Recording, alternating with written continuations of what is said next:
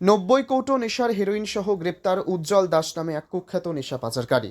নেশায় শেষ হয়ে যাচ্ছে ত্রিপুরার একাংশ যুব সমাজ। নেশা পাচারকারীদের বিরুদ্ধে প্রায় প্রতিদিন পুলিশ প্রশাসনের অভিযান জারি থাকলেও নেশার পাচার বাণিজ্য কিছুতেই বন্ধ হচ্ছে না। গোপন সংবাদের ভিত্তিতে ত্রিপুরা উত্তর জেলা ধর্মনগর থানার পুলিশ উত্তর জেলার কাঞ্চনপুর দাসপাড়া গ্রামের কুখ্যাত নেশা পাচারকারী উজ্জ্বল দাস নামে এক যুবককে আটক করে ধর্মনগর চন্দ্রপুর স্বরূপানন্দ আশ্রম সংলগ্ন স্থান থেকে ধৃত নেশা পাচারকারীর কাছ থেকে উদ্ধার হয় 90 কৌটো নেশার হেরোইন, যার বাজার মূল্য আনুমানিক লক্ষাধিক টাকা হবে বলে জানা গিয়েছে।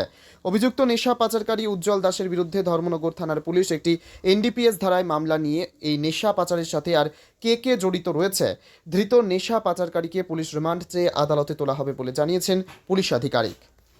একটা গোপন সূত্রের খবরে একটা চন্দ্রপুর নামক স্থানে আমরা একটা রেড করি। রেড করার সময় আমরা একজন লোককে আটক করি এবং তাকে চেকিং করার পর দেহ তল্লাশির পর তার কাছ থেকে 90 কৌটা সন্দেহভাজন হিরোইন আমরা উদ্ধার করি এবং তাকে আটক করি। ওর নাম হল তার নাম হচ্ছে উজ্জ্বল দাস, ডাক নাম সাগর দাস, তার বাড়ি কাঞ্চনপুর দাসপাড়া। তো আমরা একটি এনডিপিএস মামলা আমরা নিয়ে তদন্ত শুরু করছি।